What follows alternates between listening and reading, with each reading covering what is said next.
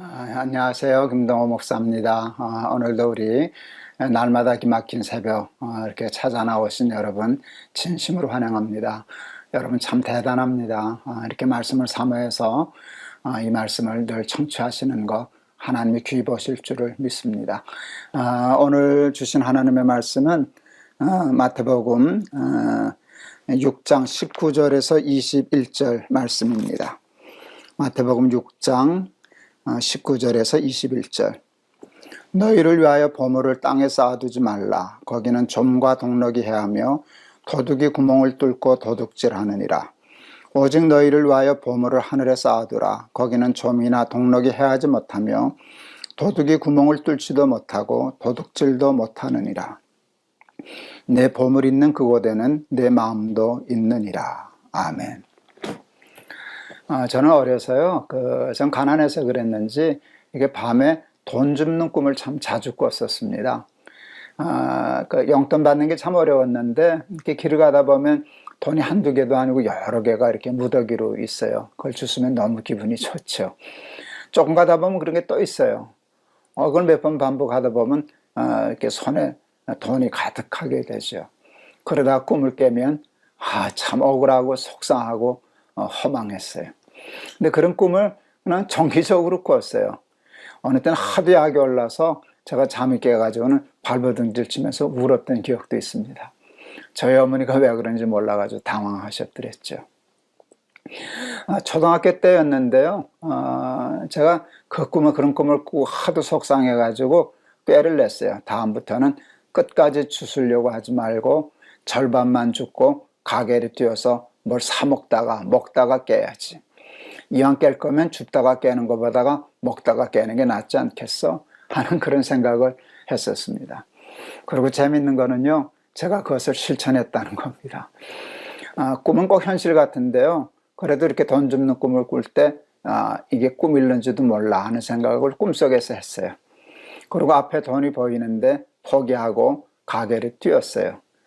그리고 먹다가 깼어요. 성공했죠. 좀 덜 억울하더라고요. 먹었으니까. 저희 어렸을 때 꾼 꿈이 제 삶에 굉장히 중요한 어떤 교훈 같은 것이 되었어요. 무슨 생각이 드는가 하면 우리는 영원한 하나님의 나라를 믿지 않습니까? 이 세상에서 살다가 죽어서 하나님 앞에 가면 꿈 깬 것 같을 거다. 우리가 세상에서 가졌던, 쌓았던, 누렸던 모든 것들이 다 없어지고 아무것도 없을 거거든요. 그래서 이 땅에서만 돈 쓸 생각하지 말고 영원한 하나님 나라를 위해서도 뭔가 준비하는 삶이 있어야 되겠다 하는 생각을 그 꿈 생각하면서 하곤 했었고요. 그래서 저는 하늘에 보물을 쌓아두라. 이 땅에는 녹슬고 도둑질도 하고 없어지기도 하고 그런단다 하는 말씀이 그냥 그 꿈과 연관되어서 저는 쉽게 이해되곤 했었습니다. 우리 한국에서 살다가 이민 가시는 분들이 있잖아요. 뭐 미국을 간다든지 유럽을 간다든지 이렇게 가실 때 이민을 가는 분들은 이 땅은 떠날 땅이고 이민 가는 나라는 거기서 살 나라이기 때문에 여기서 사는 것은 가능한 한 최소한으로 줄이고 그리고 점점 팔아 없애고 그 다음에 돈도 그 나라 돈으로 바꿔서 준비하고 뭘 사도 거기다 사놓고 그렇게 이민 가서 살 곳을 준비하는 것을 그건 뭐 당연한 일이죠. 만일 그런 사람은 없지만 이민을 다 가기로 날짜를 받아 놓았는데도 이민 갈 준비는 하지 않고 이 땅에 땅 보러 다니고 집 사러 다니고 또 차 바꾸고 그런다면 그는 제정신인 사람은 아닐 겁니다. 저 사람이 이민 간다 그러면서 뭐 저러고 살지 집은 뭐하러 사? 차는 팔아야지 뭐하러 새 차를 또 사? 그런 생각을 하지 않겠습니까? 우리는 죽음 이후의 삶을 믿는 사람들이지 않습니까? 영생을 믿고 영원한 하나님 나라의 삶을 믿고 이 땅에서 죽으면 우리는 그 하나님 나라에서 살 것을 믿는다고 고백하는 사람들 아닙니까? 그런데 실제 말은 그렇게 하면서도 신앙 고백은 그렇게 하면서도 실제로 그렇게 믿고 사는 것 같아 보이지는 않습니다. 왜냐하면 여전히 우리의 생각과 마음과 삶의 목적은 우리가 영원히 살 하나님 나라에 이렇게 포커스가 맞춰져 있지 않고 그냥 밤낮 여기서 무엇을 먹을까, 무엇을 입을까, 무엇을 마실까에만 집중되어 있는 것처럼 보이기 때문에 그렇습니다. 트리플 서티라는 운동이 있답니다. 제가 참 마음에 새기고 한번 실천해 보려고 흉내내는 매우 중요한 운동입니다. 인생이 요즘 100세시대라 그러는데 인생을 90으로 보고 그 90을 30년, 30년, 30년으로 나누었습니다. 그래서 트리플 서티, 그 30년을 3개로 나눈 것입니다. 첫 30년은 공부하고 삶을 준비하는 데 쓰자. 준비 없이 서두르지 말고 차분히 천천히 가더라도 열심히 공부하고 준비하고 훈련하는데 30년을 쓰자. 예수님도 3년 공생애를 위해서 30년 준비하시지 않으셨습니까? 준비 없이 욕심으로 서두르는 일은 지혜로운 일이 아니니 트리플 서티의 첫 30년은 준비하고 공부하고 훈련하는 것, 저는 옳다고 생각합니다. 그 다음에 30년은 그 배운 것 가지고 열심히 일하면서 돈도 벌고 뭐 그렇게 살자라는 것입니다. 그 다음에 마지막 30년은 그 쓰고 벌고 모아두고 쌓아둔 경력과 지식을 하나님 나라를 위하여 이 세상을 위하여 잘 쓰다가 죽자. 대개 트리플 서티에서 볼 때요, 첫째 30년과 두 번째 30년은 대개 다 잘 삽니다. 그런데 세 번째 마지막 30년을 그렇게 이제껏 번 것을 잘 쓰고 죽자라고 생각하면서 사는 사람은 그다지 많은 것 같지 않습니다. 여러분, 한번 하나님 나라를 위해서 이 세상을 위해서 내가 얼마나 뗄 수 있을까를 한번 계산을 해보세요. 뭐 작아도 좋고 많으면 더 좋겠지만 뭐 작아도 괜찮지 않겠습니까? 하나님은 너 얼마나 냈냐를 언제나 묻지 않으시더라고요. 그 작아도 그 마음이 있으면 과부의 엽전 두 푼도 좋아하시는 분이시니까 그건 그다지 문제가 되지 않을 것 같은데, 작든 크든 나만을 위해 쓴다고 생각하지 말고 하나님 나라를 위하여, 하나님 기뻐하시는 일을 위하여, 나 아닌 이 세상의 사람들을 위하여, 이 세상을 위해서 얼마나 떼면서 살 수 있을까를 계산하고 목표를 세우고, 그리고 힘들지만 그래 살려고 발버둥 치고 노력하면 여러분 그것이 훈련이 되어서 우리가 하나님 나라의 보물을 쌓는 삶을 구체적으로 실천할 수 있게 될 것입니다. 하나님 나라의 보물을 쌓을 때 매우 중요한 원칙이 있어요. 팁이 있어요. 그것은요, 쓰고 떼려면 뗄 게 없어요. 아무리 많은 부자도요, 자기가 버는 엄청난 돈보다도 욕심이 사람은 더 크기 때문에 욕심을 쫓아 살다 보면 돈 아무리 많이 벌어도요, 남는 거 없어요. 그래서 하나님 나라를 위해서는 돈이 없어요. 그런데 좀 작아도 따뜻해도요, 먼저 하나님의 나라를 위해서 떼고 하나님을 위하여 떼고 먼저 하나님의 몫을 정해놓고 나머지 가지고 규모 있게 쓰려고 하면 다 쓸 수 있어요. 제가 워낙 가난해서 학교 등록금 내는 일이 그렇게 쉽지 않았습니다. 그런데 우리 어머니는 학교 등록금을 봉투에 먼저 떼놓고 매달 아버지가 월급 다 하면 그 얼마 안 되는 월급에서 그거를 먼저 뭐 석 달에 한 번 그때 냈었으면 3등분해서 3분의 1씩을 떼놓고 그것으로 살림을 하더라고요. 그러니까 등록금 아무리 가난해서도 미루지 않고 그나마 잘 내고 살 수 있었어요. 그것도 하나 지혜지 않습니까?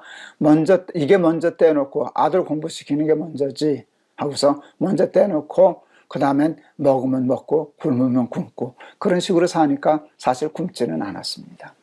저는 하나님 나라도 그렇게 사는 것이 옳지 않은가 싶습니다.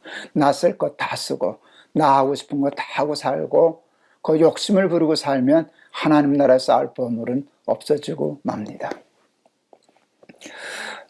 제가 설교할 때 개인적인 얘기를 참 자주 합니다. 제가 설계된 이야기가 제 나름대로 좀 독특하기 때문입니다. 저는 그냥 설교를 주석에서 찾아보고 책에서 찾아보고 하는 게 아니라 그냥 부족하지만 예수 믿고 사는 이야기다 그렇게 생각했어요. 하나님의 말씀을 이렇게 들으면 그 말씀의 씨앗이라면 먼저 심어보고 내가 먼저 심어보고 그리고 거기서 무슨 싹이 나오는지 어떤 열매가 맺히는지를 보고 견디하게 설계하죠. 이거는 무십니다. 이거는 배추십니다. 그렇게 뭐 설명하고 그러지 않겠어요? 그러니까 자연히 제 개인에 대한 얘기가 좀 많습니다. 그래서 제 설교를 비판하시는 분들 중에는요, 저 김 목사는 설교한다 그러면서 성경 얘기 안 하고 자기 자랑만 해, 자기 이야기만 해, 그런 얘기를 하는데 제가 또 귀담아 들어야 할 면이 있다고 생각합니다. 그런데 이렇게 설교하면은요, 여러분 살라 그러기 전에 저도 먼저 살아야 되지 않겠습니까? 그리고 그 결과를 가지고 얘기하면 설교가 좋은 간증이 되지 않겠습니까? 여러분 그런 면에서 이해해 주시고 좀 곱게 봐주시면 좋겠습니다.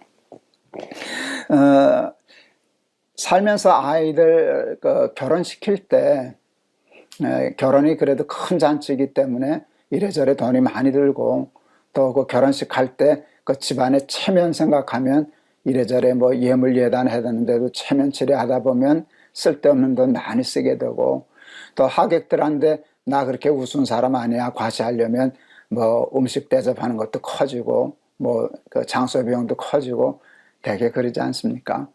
그런데 우리 아이들이 참 감사하게도 그 결혼식 할 때 그런 것을 다 줄여주었어요.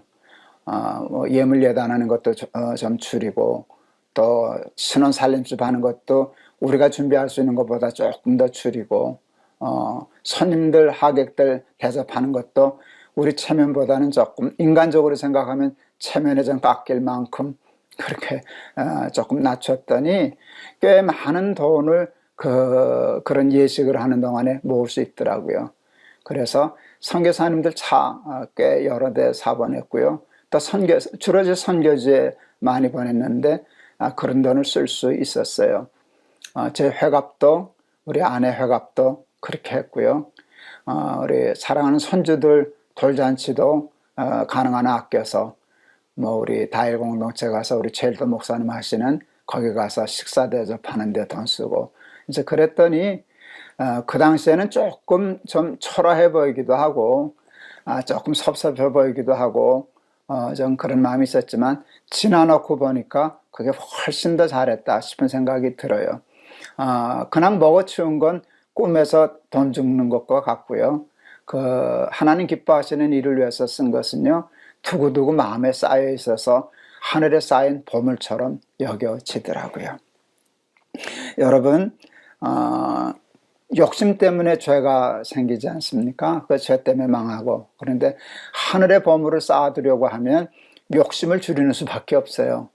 그게 쉽지는 않은데 하다 보면 여러분 욕심이 정말 줄어들더라고요. 하늘의 보물 쌓는 삶을 살다 보면 세상의 욕심을 절제할 수 있는 생각지 못한 큰 복을 더 받게 되는데 우리 사랑하는 날마다 기막힌 새벽 친구 여러분, 이 하늘의 보물을 쌓고 사는 일에 뒤처지지 않는 남보다 앞서가는 그런 우리 친구들 다 될 수 있기를 주의 이름으로 축원합니다. 오늘 찬송가는 216장 골랐습니다. 성자의 귀한 몸 날 위하여 하는 찬송입니다. 성자의 귀한 몸 날 위하여 버리신 그 사랑 고마워라. 내 머리 숙여서 주님께 비는 말 나 무엇 주님께 바치리까. 지금도 날 위해 간구하신 이 같은 믿음이 아옵나니 주님의 참사랑 고맙고 놀라워 찬송과 기도를 쉬지 않네. 주님의 십자가 나도 지고 신실한 믿음과 마음으로 형제의 사랑과 친절한 위로를 네게나 베풀게 하옵소서. 만 가지 은혜를 받았으니 내 평생 슬프나 즐거우나 이 몸을 온전히 주님께 바쳐서 주님만 위하여 늘 살겠네. 아멘. 기도하시겠습니다. 하나님 감사합니다. 오늘도 귀한 말씀 주셔서 우리를 깨우쳐 주시니 감사합니다. 우리는 영원한 하나님의 나라를 믿고 사는데 자꾸 잊어버립니다. 이 세상이 마치 전부인 것과 같이 생각하는 세상 사람과 똑같이 쫓아 사는 우를 범합니다. 이민 가는 사람들이 이 땅에 집 사고 이 땅에서 떠날 때 차 사고 하는 어리석음은 범치 않는데 우리는 이민 갈 준비하지 않고 이 땅만 생각하고 살다가 정말 꿈 깬 것과 같은 아무것도 하나님 나라는 쌓아둘 것이 없는 그런 가난한 삶 살까 두렵습니다.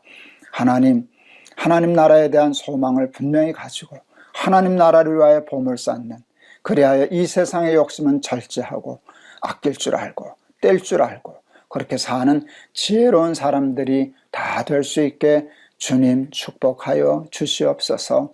예수 그리스도 이름을 받들어 기도하옵나이다. 아멘. 여러분 감사합니다. 여러분도 오늘도 하나님의 말씀으로 승리하고 승리하는 삶 사시기를 바랍니다. 영원한 하나님 나라에 대한 소망을 가져두고 이 세상에 대한 욕심을 절제하면서 잘 살아가는 우리 사랑하는 친구 여러분 되시기를 바랍니다. 여러분 사랑합니다. 감사합니다.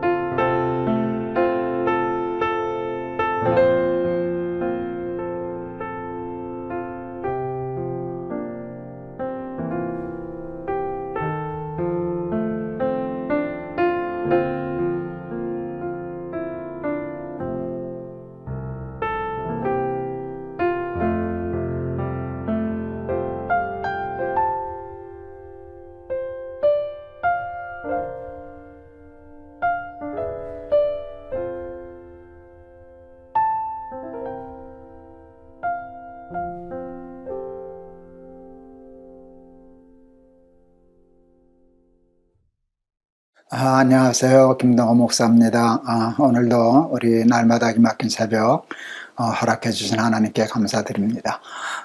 오늘도 하나님께서 저희들에게 예비하신 은혜의 말씀을 준비해 주신 줄을 믿습니다. 오늘 봉독할 말씀은 시편 20편 1절에서 9절의 말씀입니다. 제가 봉독하겠습니다. 환난 날에 여호와께서 내게 응답하시고 야곱의 하나님의 이름이 너를 높이 드시며 성소에서 너를 도와주시고 시온에서 너를 붙드시며 내 모든 소재를 기억하시며 내 번제를 받아주시기를 원하노라. 내 마음의 소원대로 허락하시고 내 모든 계획을 이루어 주시기를 원하노라. 우리가 너의 승리로 말미암아 개가를 부르며 우리 하나님의 이름으로 우리의 깃발을 세우리니 여호와께서 내 모든 기도를 이루어 주시기를 원하노라. 여호와께서 자기에게 기름 부음 받은 자를 구원하시는 줄 이제 내가 아노니 그의 오른손에 구원하는 힘으로 그의 거룩한 하늘에서 그에게 응답하시리로다. 어떤 사람은 병거, 어떤 사람은 말을 의지하나 우리는 여호와 우리 하나님의 이름을 자랑하리로다. 그들은 비틀거리며 엎드러지고 우리는 일어나 바로 서도다. 여호와여 왕을 구원하소서. 우리가 부를 때 우리에게 응답하소서. 아멘. 마태복음 20장에 보면 우리가 잘 아는 포도원 주인의 비유가 있습니다. 이른 아침에 나가서 일자리를 구하는 사람들을 고용해서 하루에 한 데나리온 품삯을 약속하고 일꾼들을 들여보냈습니다. 그런데 이 주인은 9시에도 나가고 12시에도 나가고 또 오후 3시에도 나가고 오후 5시에도 나가서 이렇게 일꾼들을 불러서 포도원 일을 시켰습니다. 오후 5시에 나간 사람은 1시간밖에 일 안 했죠. 그런데 품삯을 주는데 1시간이란 사람부터 주는데 그에게 한 데나리온 하루 품삯을 다 주었습니다. 그러니까 하루 종일 일했던 종들은 은근히 기대했겠죠. 약속은 한 데나리온 했지만 1시간이란 사람도 한 데나리온을 주는 거 보니까 나는 더 주리라 생각했는데 주인은 똑같이 한 데나리온을 주었습니다. 그러자 하루 종일 땡볕에 일한 그 종들이 불평했습니다. 당신 참 불공평하다고. 어떻게 1시간이라는 사람하고 하루 종일 땡볕에서 하루 종일 일한 사람을 똑같이 주느냐고 불평했습니다. 저는 그 종이 당연한 얘기를 했다고 생각합니다. 그건 옳은 항의였습니다. 그런데 저는 그 성경을 읽다가 이런 생각을 해봤어요. 쉽게 말하면 1시간이라고 하루 품삯 받은 사람은 횡재한 사람인데요. 그 횡재한 사람이 만일 자기 아들이었다면 그 사람이 뭐라 그랬을까? 포도원 주인을 당신 참 불평등한 사람이라 그랬을까? 당신 참 훌륭한 사람이라 그랬을까? 하는 그런 생각을 해봤어요. 만일 자기 아들이었다면 그 주인에 대한 인식이 달라졌을 거예요. 저 사람은 참 훌륭하다. 어떻게 저런 마음을 품을 수 있나. 이렇게 시각이 바뀌었을 거예요. 그때 저는 이 생각을 했어요. 그 이웃이 밭을 사면 배가 아프다 하는 말이 있는데 하나님 나라는 어떤 나라일까라고 얘기할 때 그게 꼭 자기 아들이 아니어도 자기가 전혀 모르는 다른 사람이라고 하여도 그렇게 횡재하는 것을 보고 마치 자기 아들이 그렇게 도움을 받은 것처럼 같이 기뻐할 수 있다면 그런 사람들이 살면 그게 하나님 나라가 아닐까 하는 생각을 하면서 제가 하나님께 그날 이런 기도 제목을 드렸던 기억이 있습니다. 하나님, 저도 이웃이 밭을 사면 배가 아픕니다. 이웃이 나보다 횡재하면 속이 편치 못합니다. 근데 하나님, 이웃이 밭을 사도 배 안 아픈 사람 되게 해주세요. 이웃이 밭을 사도 기쁜 사람 되게 해주세요. 그렇게 한번 기도했던 기억이 생생합니다. 이웃이 밭을 사면 배가 아프고 남이 나보다 잘 되면 그 꼴을 못 보는 게 우리 타락한 인간의 본성입니다. 그런데 오늘 다윗의 시편을 보니까 다윗이 참 훌륭한 사람이라는 걸 알 수 있어요. 이게 기도인데요. 하나님께 대한 기도인데 자기를 위한 기도가 아니더라고요. 하나님 나한테 이런 거 해주세요. 나 이렇게 되게 해주세요. 하나님 그 기도도 좋아하시는데 오늘 이 기도는 나에 대한 기도가 아니라 너에 대한 기도예요. 오늘 우리 읽은 말씀 다시 한번 보죠. 환난 날에 여호와께서 내게 응답하시고가 아니라요, 내게 응답하시고. 야곱의 하나님의 이름이 나를 높이시고가 아니라 너를 높이시고. 너를 축복하는, 자기 아닌 다른 사람을 축복하는 기도가 되어 있어요. 그리고 5절에는 그 아주 극치를 이루는데요. 5절, 우리가 너의 승리로 말미암아 개가를 부르며. 내 승리로 개가를 부르는 건 좋은데 남의 승리로 인해서 내가 개가를 부른다. 야, 다윗은 참 훌륭한 믿음의 사람이었구나 하는 걸 또다시 느끼게 됩니다. 그런 사람 되면 참 좋겠어요. 이웃이 밭을 사도 배가 하나도 안 아프고, 이웃이 밭을 사면 개가를 부르고, 내가 잘된 것보다 더 기뻐하고, 그런 심성, 그런 품성, 그런 인격 가지고 살 수 있다면 하나님의 나라가 이 땅에 임하지 않을까 하는 생각을 해보았습니다. 제가 설교하면서 가정 얘기, 아이들 얘기를 많이 해서 좀 불편하신 분도 계실는지 모르겠습니다. 근데 그저 제가 겪으면서 산 이야기니까 그게 제일 가까워서 그냥 얘기하곤 합니다. 큰아이가 97년도인가 98년도에 이제 어학연수를 좀 갔었는데요. 영국으로 갔었는데요. 굉장히 열심히 했습니다, 아이가. 그때 어려운 때 갔다고 한 1년에 한 10kg 빠지면서 그냥 공부만 열심히 해서 그 어학연수 제대로 저 본전 뽑았다 할 만큼 열심히 했었습니다. 무슨 어느 유명한 미국의 대학에서 하는 어학의 자격 시험이 있었는데요. 등급이 있더라고요. 근데 최상위 등급, 참 어렵겠다 생각했는데 열심히 해서 그것을 합격했어요. 그때 우리 둘째 아이가 그때 군대 있을 때인가, 그건 정확지 않은데요.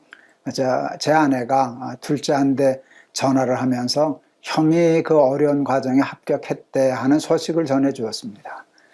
근데 그 전화기를 통해서 둘째 목소리가 저한테까지 들렸습니다. 소리를 지르더라고요, 둘째 아이가. 야, 우리 형 최고다. 근데 소름이 끼칠 만큼 기뻤어요.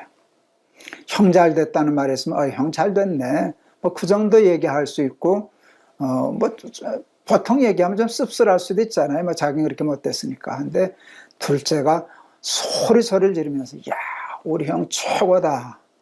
그게 우리 아이가 어떤 시험에 합격한 것보다 저는 더 기쁘고 감사했었습니다. 둘째가 아마 유치원 다닐 때 정도였는가, 이렇게 그림을 그렸는데요. 아이 때도, 어렸을 때도 그림을 곧잘 그렸어요. 헬리콥터를 그렸더라고요. 둘째가 헬리콥터를 그린 걸 보고 그 그림을 들고 큰아이가 저 엄마한테 쫓아왔어요. 엄마, 지열이 그림 좀 봐. 꼭 진짜 같아. 그때 둘째 놈이 소리를 지르더라고요. 나는 이 다음에 미술가가 될 거야. 형이 자기를 칭찬해 주는 것, 인정해 주는 게 그렇게 좋았던 것 같습니다. 형제가 연합하여 서로 동거함이 어찌 그리 선하고 아름다운고, 시편 133편인가의 말씀이지 않습니까? 하나님의 마음이 이해가 되더라고요. 형제가 서로 사랑하고 서로 잘 되는 걸 축하하고 기뻐하고 자랑하고 하는 것이 얼마나 부모의 큰 기쁨이 되겠습니까? 저는 하나님이 이 다윗의 기도를 들으면서 얼마나 기쁘셨을까. 자기를 위해서 기도해도 하나님이 기뻐 들어주실 터인데, 자기를 위해서 그렇게 열심히 기도하는 게 아니라 어떤 다른 사람을 위하여, 자기 아는 사람을 위하여 환난 때 좀 도와주십시오. 어려운 때 도와주십시오. 하나님, 저가 잘 될 때 내가 개가를 부릅니다 하는 그런 기도를 들었을 때 하나님 얼마나 기쁘셨을까 하는 생각을 하고, 마태복음 20장 읽을 때 했던 기도가 다시 생각났습니다. 하나님, 이웃이 밭을 사도 배 안 아픈 사람 되게 해주세요. 더 그것을 기뻐할 줄 아는 큰 사람 되게 해주세요. 제가 어떻게 하면 그런 사람이 될 수 있을까? 왜 우리 둘째 놈이 어렸을 때도 형 잘 된 일을 그렇게 자기 잘 된 일처럼 기뻐했을까를 좀 분석해 봤어요. 자기 나름대로 사랑받는 일에 부족함이 없었기 때문이 아닐까 생각을 했습니다. 대개 저는 교육을 공부했는데요. 이렇게 삼형제가 있으면 둘째가 잘못하면 소외당합니다. 큰애 하는데도 치우고 막내 하는데도 치우고. 그래서 둘째가 좀 성격적으로 상처받고 잘못되는 경우가 많다는 걸 배워서요. 둘째한테 그런 마음의 상처를 주지 않으려고 굉장히 노력하고 애썼던 면은 있습니다. 별거 아니지만 이제 거의 연년생이니까 큰아이 입던 옷 둘째한테 물려줄 수 있잖아요. 근데 그러다 보면 큰아이는 언제나 새 옷 입고 둘째는 물려받은 옷을 입다 보면 둘째 아이가 상처받거든요. 우리가 경제적으로 꼭 넉넉해서가 아니라 똑같이 옷 사줬습니다. 형 물려주는 거 자기가 입으면 입고 안 입으면 물려주려고 하지 않았습니다. 신발을 사도 똑같이 사주고 옷을 사줘도 똑같이 사주고 그런 마음들을 둘째가 아마 느꼈을 겁니다. 그래서 자기는 둘째라고 해서 차별받지 않는다. 셋째한테 치우치지 않는다. 우리 부모님이 공평하다라는 것 때문에 충분히 사랑의 만족을 느꼈기 때문에 형 잘된 것에 대해서 그렇게 힘들어하거나 그러지 않고 같이 기뻐하고 즐거워하지 않았을까. 너무 저 혼자 착각하고 생각한 건지 모르겠습니다.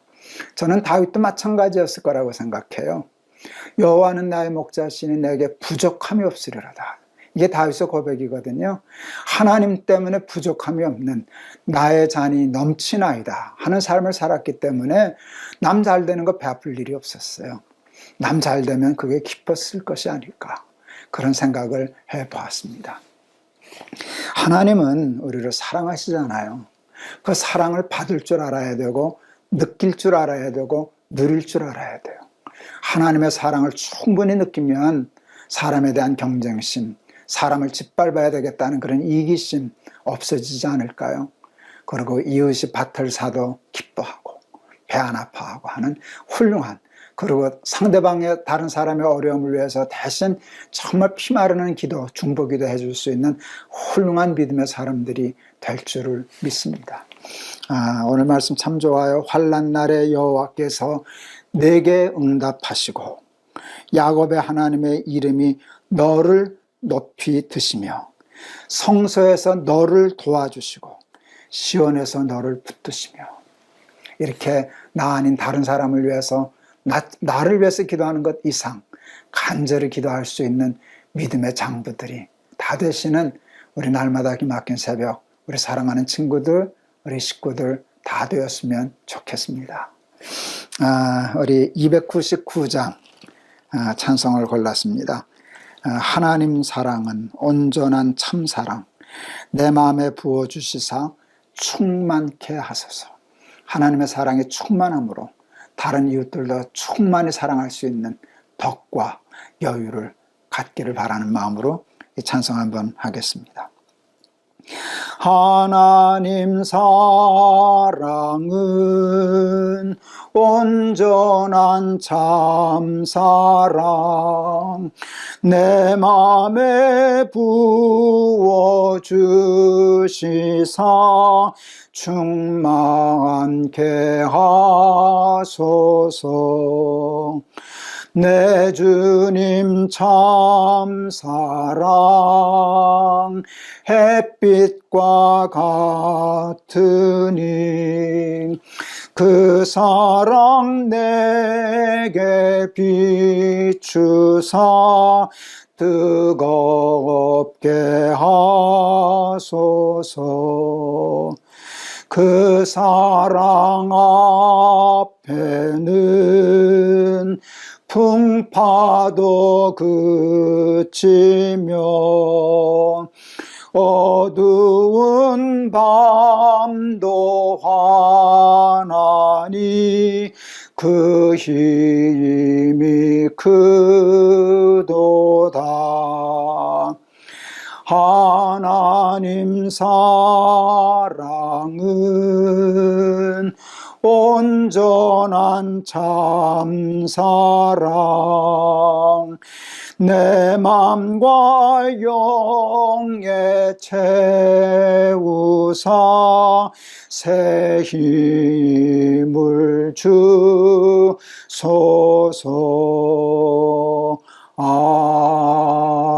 아멘. 기도하시겠습니다. 하나님, 참 다윗이 부럽습니다. 어떻게 남을 위하여 이렇게 기도할 수 있습니까? 너의 승리로 인하여 개가를 부르겠다고 이렇게 말할 수 있습니까?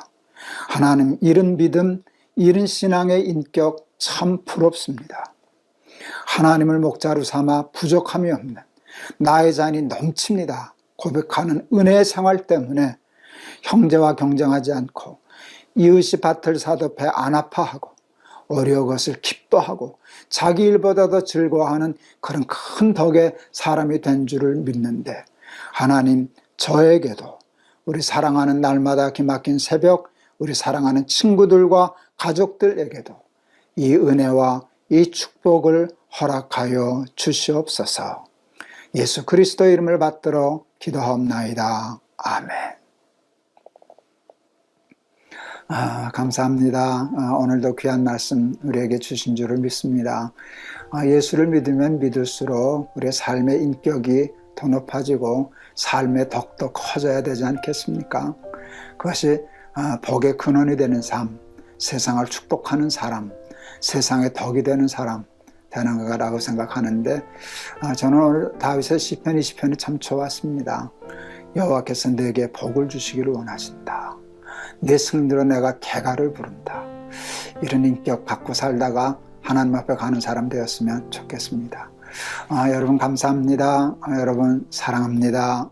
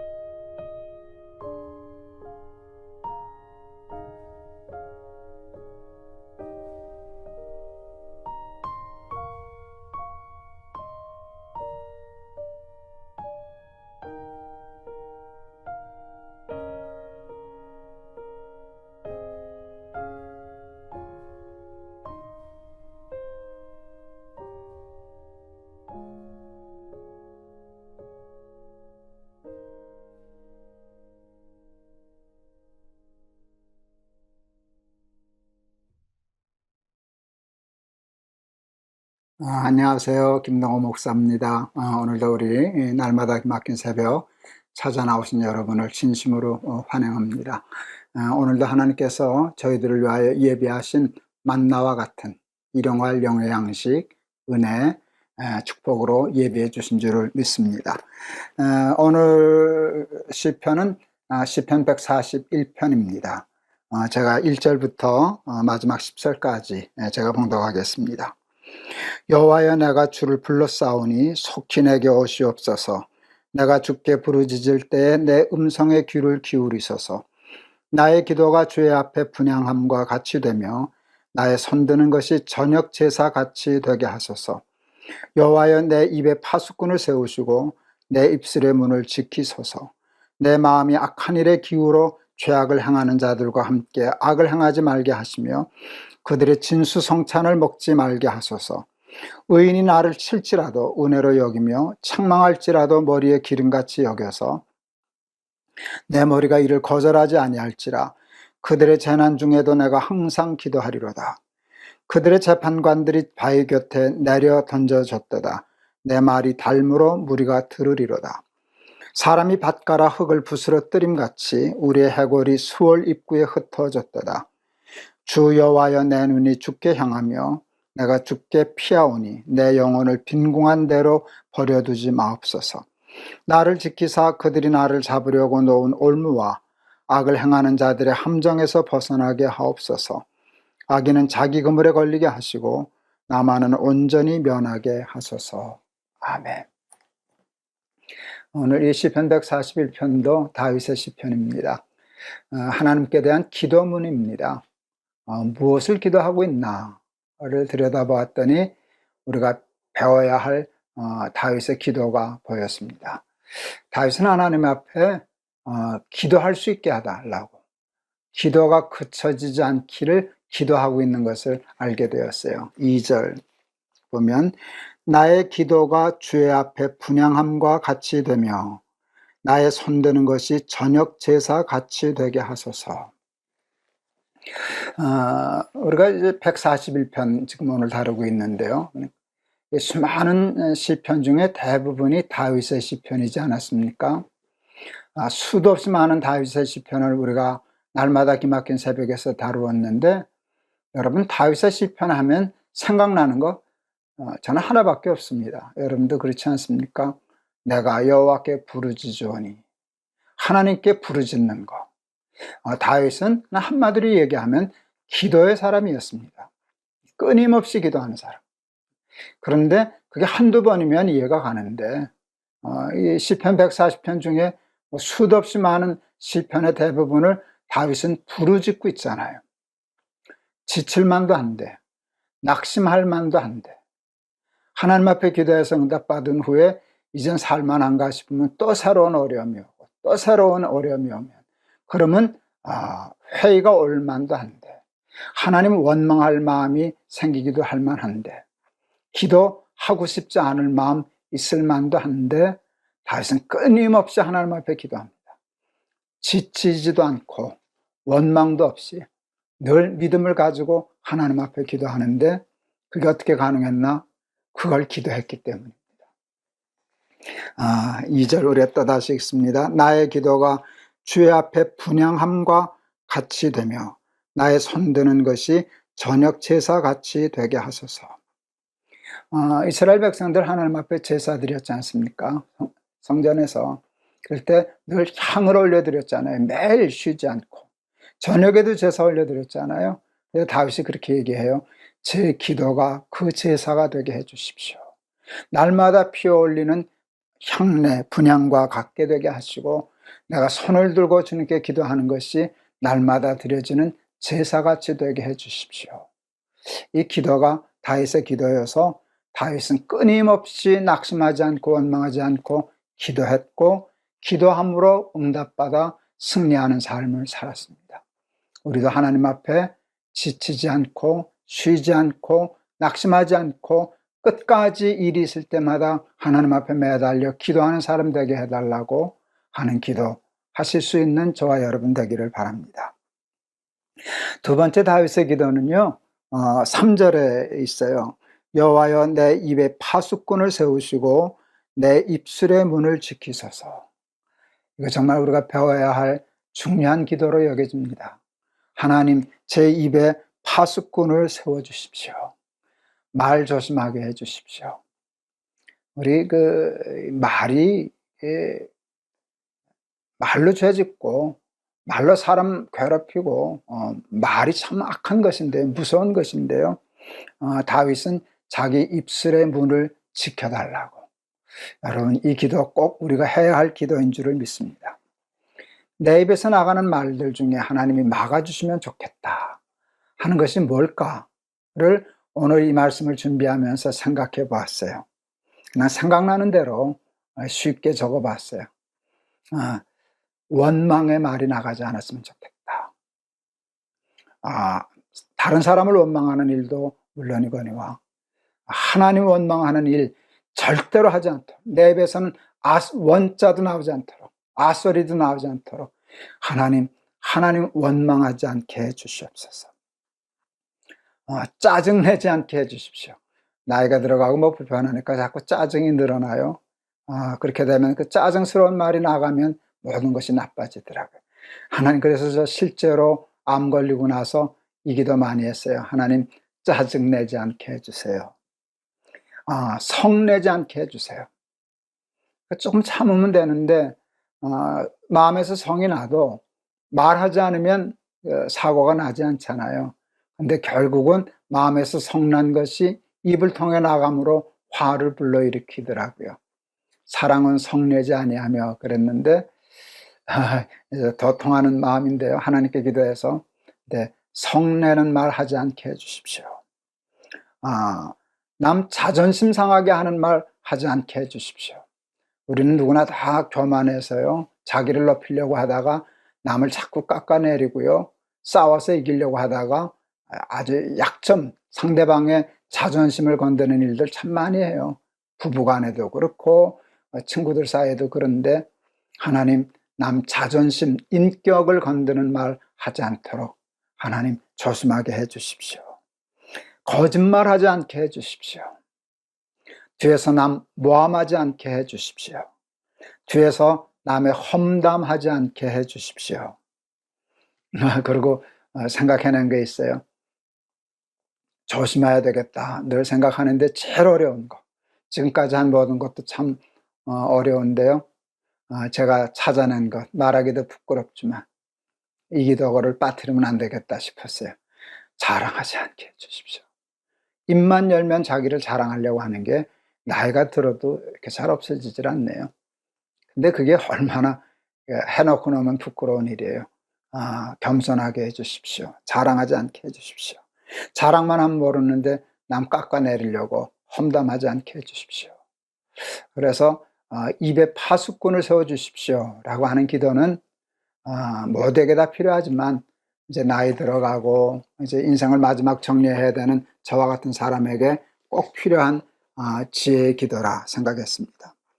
세 번째는 4절. 내 마음이 악한 일에 기울어 죄악을 행하는 자들과 함께 악을 행하지 말게 하시며 그들의 진수성찬을 먹지 말게 하소서. 시험에 들게 마옵시고 다만 악에서 구하옵소서 하는 주님의 기도가 생각납니다. 악의 유혹에 빠지지 않게 해주십시오. 성경은 우리들에게 죄 싹은 사망이라고 가르칩니다. 죄는요, 덫과 같아요. 죄는요, 우리가 거기에 빠져들게 하는 미끼가 있어요. 그게 참 유혹적이에요. 그 유혹을 물리치기가 어려워요. 안 걸리고 꼭 미끼만 빼먹을 수 있을 것과 같은 그 어리석은 망상이 우리에게 늘 있어서 그것을 건들다가 결국은 덫에 걸려 죽어요. 그들의 진수성찬, 이게 미끼거든요. 거기에 늘 빠져서 유혹에 빠져서 하는데 그 진수성찬을 먹지 않게 해주십시오. 끝까지 신앙과 양심의 지조를 지킬 수 있게 해주십시오 하는 기도 열심히 해야 되겠다 하는 생각했습니다. 네 번째는 5절. 의인이 나를 칠지라도 은혜로 여기며 책망할지라도 머리에 기름같이 여겨서 내 머리가 이를 거절하지 아니할지라. 아, 이것도 참 훌륭한 기도구나 싶었어요. 옳은 사람이 나를 책망할 때, 김 목사는 잘못됐어, 너 그러면 안 돼, 그럴 때 변명하지 말고, 거짓말하지 말고, 나단이 다윗을 책망할 때 다윗의 훌륭함은 거기 있잖아요. 내가 바로 그 사람이라고, 내가 하나님께 범죄하였다고 금방 딱 시인하고 그것을 받아들이잖아요. 나단 그냥 죽여버리면 되잖아요. 은폐할 수 있잖아요. 그만한 힘이 다윗에게 있었지만 다윗은 나단 선지자의 말을 하나님의 말씀으로 받아들여서 그가 그 중대한 범죄를 하였음에도 불구하고 하나님의 마음에 합한 사람이 되었잖아요. 아, 나도 그 기도를 해야 되겠다, 우리도 그 기도를 해야 되겠다 하는 생각을 했어요. 그리고 마지막으로 8절. 주 여호와여, 내 눈이 주께 향하며 내가 주께 피하오니 내 영혼을 빈궁한 대로 버려두지 마옵소서. 다윗은 처음부터 우리가 공부했는데요, 어려운 일이 있을 때 주께만 피했어요. 내가 여호와께로 피하였거늘 내 영혼에게 새처럼 네 산으로 도망하라 함이 어찌미뇨. 그 시편 여러분 기억나시죠? 사람들은 하나님께 피하면 하나님이 안 보이니까 안 피한 것처럼 너 그러다 죽어, 빨리 도망가. 그런데 다윗은 얘기해요. 나 도망갔잖아, 나 피했잖아, 내가 하나님께 피했는데 내 산으로 도망하라 함이 어찌미뇨. 이게 다윗의 믿음이에요. 듣기는 쉽고 말하기도 쉬워도요, 여러분, 정말 다급한 일을 당하면은요, 하나님 안 보여요. 딴 데로 피해요. 그러다가 죽어요. 이 기도 나도 해야 되겠다. 하나님, 주께만 피하게 하옵소서. 하나님으로만 피난처 삼게 하옵소서. 오늘 이 다윗의 시편 141편을 통해서 우리 기도를 배웁니다. 이게 저의 기도가 되고 사랑하는 우리 날마다 기막힌 새벽 우리 식구들, 우리 친구들의 기도가 되기를 바랍니다. 하나님께 쉬지 않고 끝까지 기도하게 하옵소서. 입술의 문을 지켜 주시옵소서. 악의 유혹에 빠지지 않게 하옵소서. 의인의 책망을 달게 듣게 하옵소서. 아무리 다급한 일을 당하여도 주께만 피하게 하옵소서. 이렇게 기도할 수 있는 저와 여러분이 되셔서 다윗과 같이 승리하는 믿음의 삶 살아가는 저와 여러분 다 되시기를 축원합니다. 오늘 우리 찬송은 342장 342장. 제가 설교도 반복하고요, 찬송도 반복을 너무 잘하는 것 같아요. 그래도 늘 은혜가 됩니다. 너 시험을 당해 죄짓지 말고 너 용기를 다해 곧 물리치라. 너 시험을 이겨 새 힘을 얻고 주 예수를 믿어 늘 승리하라. 너 시험을 당해 죄짓지 말고 너 용기를 다해 곧 물리쳐라. 너 시험을 이겨 새 힘을 얻고 주 예수를 믿어 늘 승리하라. 우리 구주의 힘과 그의 위로를 빌라. 주님 내 편에 서서 항상 도우시리. 내 친구를 삼가 잘 선택하고 너 언행을 삼가 늘 조심하라. 너 열심을 다해 늘 충성하고 온 정성을 다해 주 봉사하라. 우리 구주의 힘과 그의 위로를 빌라. 주님 내 편에 서서 항상 도우시리. 잘 이기는 자는 상 받으리니 너 낙심치 말고 늘 전진하라. 내 구세주 예수 힘 주시리니 주 예수를 믿어 늘 승리하라. 우리 구주의 힘과 그의 위로를 빌라 주님 내 편에 서서 항상 도우시리. 아멘. 하나님 아버지, 오늘도 다윗의 시편을 통하여 다윗의 기도와 그것을 통하여 얻은 다윗의 믿음의 승리를 공부할 수 있게 도와주셔서 감사합니다. 다윗은 쉬지 않고 기도할 수 있기를 위해서 기도했던 사람입니다. 기도가 하나님께 올려지는 분향 같게 하시고 손을 들고 하나님 앞에 드리는 기도가 저녁 제사 같게 하옵소서.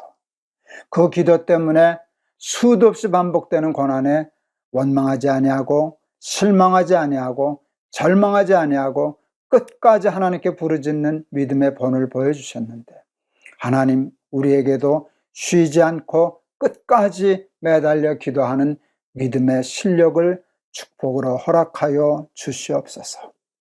입술에 파수꾼을 세워주십시오. 원망하지 않게 하십시오. 불평하지 않게 하십시오. 남 비겁하게 모함하지 않게 해주십시오. 거짓말하지 않게 해주십시오. 교만한 말 하지 않게 해주십시오 하는 기도가 우리에게도 있어서 정말 입으로 하나님께 사람에게 범죄하지 않는 우리들 되게 하옵소서. 악의 유혹에 빠지지 않게 하옵소서. 우리에게도 그 죄의 유혹이 많사오니 악인의 진수성찬에 쏘가 넘어가 범죄치 아니하도록, 그 죄에 덫에 걸리지 아니하도록 우리 날마다 기막힌 새벽 식구들을 지켜주시고 보호하여 주시옵소서. 의인의 책망을 달게 듣게 하시고 회개할 줄 아는 능력을 허락하여 주시사 나단의 책망을 듣고 회개했던 다윗의 삶 우리도 살게 하옵소서. 그리고 끝까지 주님께만 피하는 믿음의 지조를 갖게 하옵소서. 예수 그리스도 이름을 받들어 기도하옵나이다. 아멘. 다윗이 우연히 다윗이 된 게 아니네요.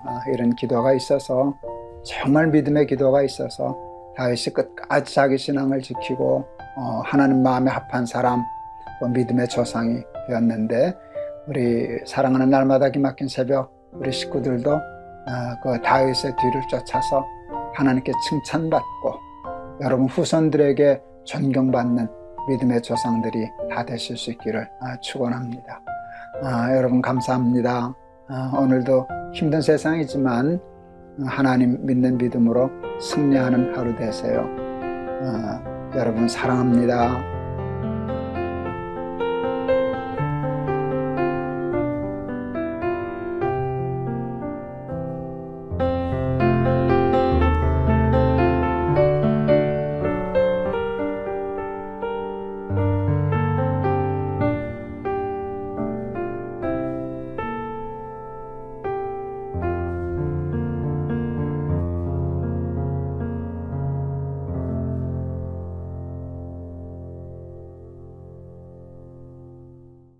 안녕하세요. 김동호 목사입니다. 오늘도 우리 날마다 기막힌 새벽 찾아 나와 예배하는 우리 사랑하는 여러분들에게 하나님의 은혜와 축복이 충만하시기를 바랍니다. 오늘 우리에게 주시는 말씀은 사도행전 17장 10절에서 15절 말씀 봉독하겠습니다. 밤에 형제들이 곧 바울과 실라를 베레아로 보내니 그들이 이르러 유대인의 회당에 들어가니라. 베레아에 있는 사람들은 데살로니가에 있는 사람들보다 더 너그러워서 간절한 마음으로 말씀을 받고 이것이 그러한가 하여 날마다 성경을 상고하므로 그 중에 믿는 사람이 많고 또 헬라의 귀부인과 남자가 적지 아니하나 데살로니가에 있는 유대인들은 바울이 하나님의 말씀을 베레아에서도 전하는 줄을 알고 거기도 가서 무리를 움직여 소동하게 하거늘 형제들이 곧 바울을 내보내어 바다까지 가게 하되 실라와 디모데는 아직 거기 머물더라. 바울을 인도하는 사람들이 그를 데리고 아덴까지 이르러 그에게서 실라와 디모데를 자기에게로 속히 오게 하라는 명령을 받고 떠나니라. 아멘. 이제 사도행전을 보면 바울과 또 실라, 예전에 바나바 이렇게 전도 여행을 다니실 때 이렇게 마을에 들어가면 어디서들 전도를 하셨나 하면 회당을 찾아 들어가시더라고요. 유대인의 회당을 찾아 들어가서 어떤 때는 몇 주씩 이제 성경을 강론하고 예수님을 증거하고 하는 그런 방법을 택하셨습니다. 제가 그 말씀을 보면서 생명을 걸어야만 하는 일인데, 그것은 마치 말하자면 호랑이 굴에 들어가는 것과 같은 거거든요. 호랑이를 잡겠다고. 호랑이 굴에 들어가는 것은 죽으면 죽으리라라고 하는 그런 마음이 서지 않으면, 여러분, 예수님을 십자가에 못 박아 죽인 제사장들, 서기관들, 율법사들, 교권주의자들이 있는 그 소굴 속으로 회당에 들어가서 예수님을 증거하고, 너희들이 십자가에 못 박은 예수가 하나님의 아들이다, 그리스도다, 메시아다 라고 하는 것을 증거하는 일은 얼마나 대단한 일인가 하는 생각을 하게 되었습니다. 평생 저도 복음을 전하는 목사로서 살았는데 나는 과연 그런 마음을 가지고 복음을 전했나 하는 생각을 하면 부끄럽기가 짝이 없습니다. 제가 부끄러워서 잘 부르지 못하는 찬송 하나가 있습니다. 부름받아 나서님은 어디든지 가오리다. 이 찬송은 양심적으로 잘 못 부르겠더라고요. 어디든지 가려고 하지 않고 가는 것을 편한 곳, 좋은 곳, 큰 곳, 이름 있는 곳, 빛이 나는 곳, 그런 걸 늘 본능적으로 찾았지, 이름 빛도 없이 이름도 없이 아골골짝 빈들에도 그런 정신이 과연 내 평생에 있었나 하는 생각을 하면 부끄럽기 짝이 없었습니다. 얼마 전에도 이렇게 유튜브인가 이렇게 보니까 이제 70 다 되시는 이제 그 선교사님 부부 선교하는 모습을 잠깐 이렇게 보았습니다. 어느 나라인지도 잘 모르겠어요. 꽤 더운 나라 쪽이었던 것 같은데, 이제 70이 다 되셔서 많이 수고하시고 고생하시는데 이제 그만하시고 들어오셔서 한국에서 편히 지내시라고 그러니까 거기서 죽어서 거기 묻히면 좋겠다. 그곳에서 돌보는 아이들의 찬송 속에 거기서 죽으면 좋겠다. 그런 말씀을 하시는 걸 보고 참 부끄러웠습니다. 정말 이름도 없이 빛도 없이, 저는 그 선교사님 이름을 들었을 때 제가 잘 모르는 분이었거든요. 그러니까 그렇게 유명한 분이 아니잖아요. 많은 사람에게 이름이 알려지신 분이 아니잖아요. 근데 그것을 바라지도 않으셨잖아요. 이름도 없이 빛도 없이.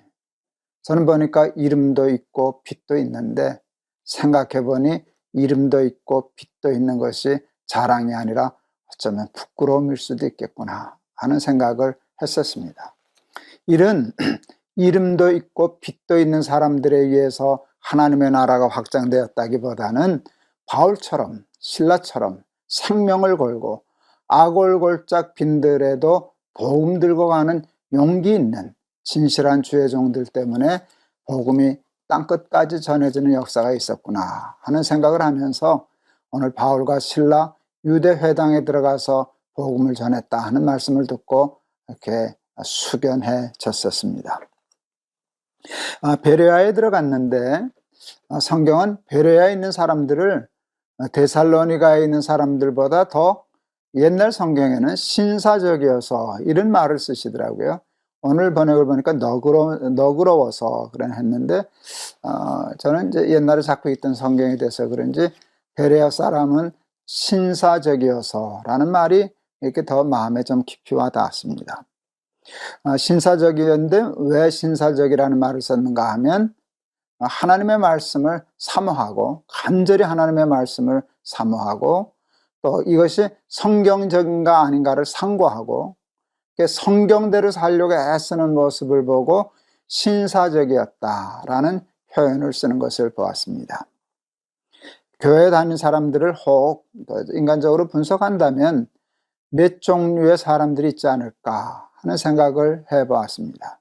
교회를 다녀도 다 다른 목적과 다른 이유로 다니는 사람들이 있는 것 같습니다. 첫째는 그냥 교회 좋은 인간관계가 좋아서 사람들이 비교적 좋은 사람들이 모이니까 그런 사람 사귀고 친교하고 어울리고 하는 일이 좋아서, 그리고 또 봉사도 하고 좋은 일도 하고 하는 그런 착한 심성을 충족시켜 주기 때문에 그냥 그런 만족 때문에도 얼마든지 교회 생활을 잘할 수 있겠구나 하는 생각을 했습니다. 두 번째는요, 사람은 사회적인 동물이잖아요. 사회를 져가면 거기에 지도자도 있고 따르는 사람도 있고 있는데, 쉽게 말하면 군대를 얘기하면 장군도 있고 사병도 있고, 그런데 여러분 교회도 조직사회다 보니까 혹시 목사, 장로, 권사, 안수집사라고 하는 계층들이 생기는데, 여러분 그런 것들이 일종의 사회적인 욕구 충족을 해주거든요.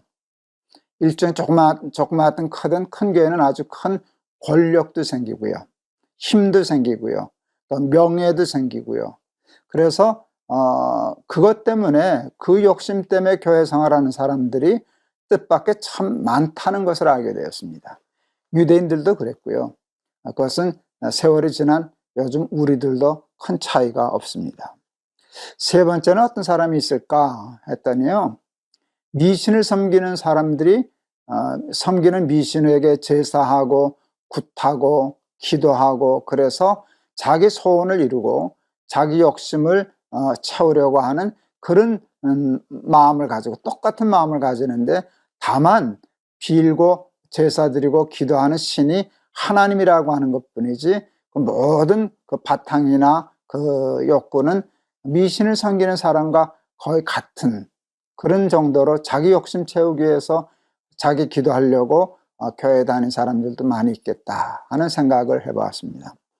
마지막으로는 오늘 그 베레아 교인, 하나님이 칭찬하신 베레아 사람들처럼 하나님으로 자신의 주인을 삼고 주여 말씀하옵소서 주의 종이 듣겠나이다 해서 하나님의 말씀으로 발의 등불을 삼고 길의 빛으로 삼아서 주가 인도하시는 대로 하나님의 뜻대로 순종하여 살려고 애쓰는 진정한 그리스도인들, 신앙인들, 그렇게 얘기할 수 있는데, 여러분 베레아 사람은 그저 이 네 번째에 속한 사람이라고 얘기할 수 있겠죠.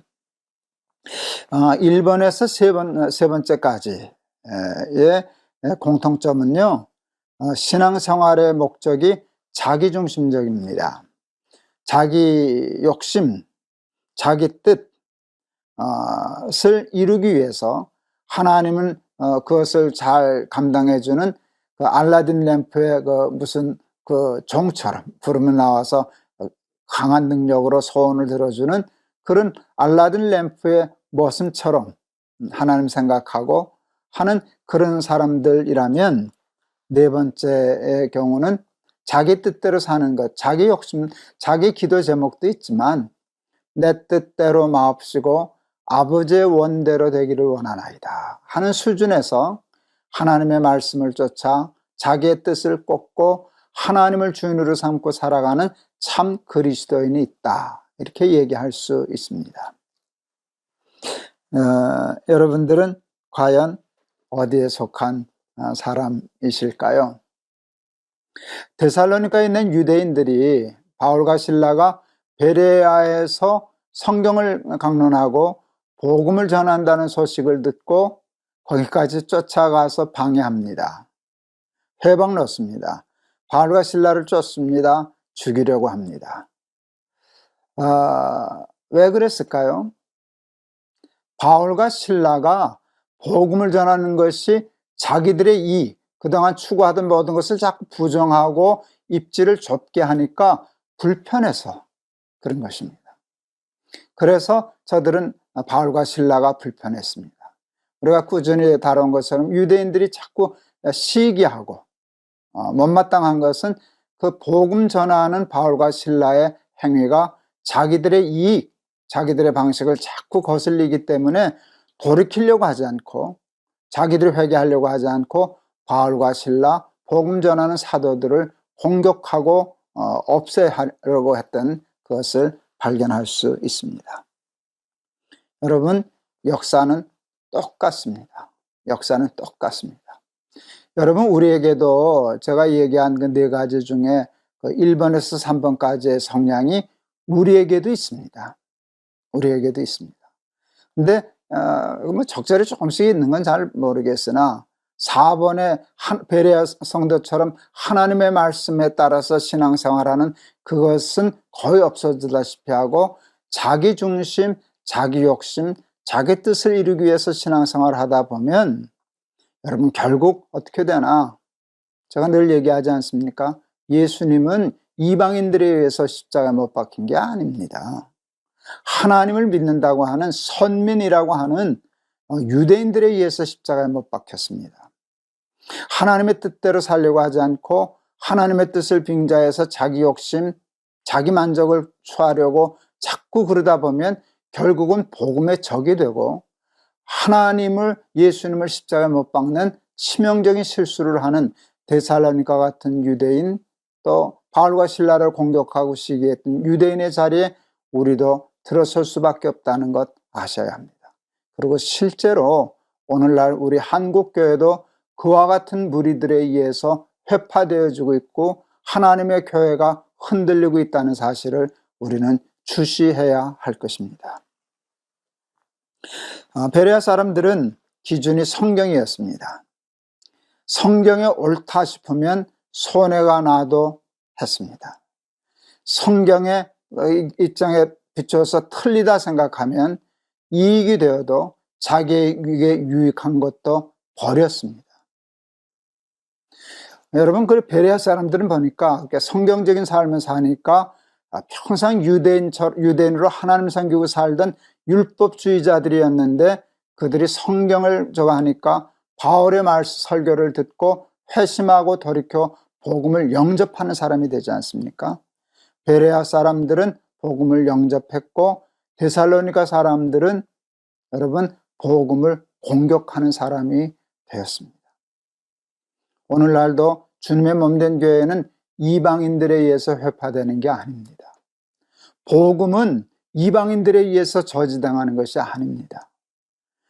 모양은 그리스도인인데, 모양은 교인인데 그 속에 복음이 없고 하나님의 뜻대로 살고자 하는 순수한 신앙적인 열정은 없고 그냥 인간적인 만족 때문에 친교하는 것으로 사회적인 욕구 충족하는 것으로 미신적인 그런 신앙 수준에서 머물다 보면 여러분 그리스도의 적이 되고 복음의 방해가 되는 그런 데살로니가의 유대인과 같은 사람이 우리도 될 수밖에 없습니다.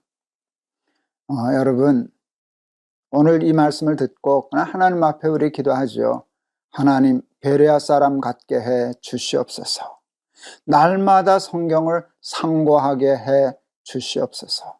그리고 성경에 오르면 손해가 돼도 따르고 성경에 틀리면 이익이 돼도 따르지 않는 그런 사람 되게 하셔서 복음을 받아들이고 하나님의 뜻대로 순종하여 살아서 이 땅에서도 천국을 살고 죽어서도 천국 가는 사람 되게 해주십시오 라고 기도하는 우리 사랑하는 날마다 기막힌 새벽 식구들, 우리 친구들 다 되실 수 있기를 주의 이름으로 축원합니다.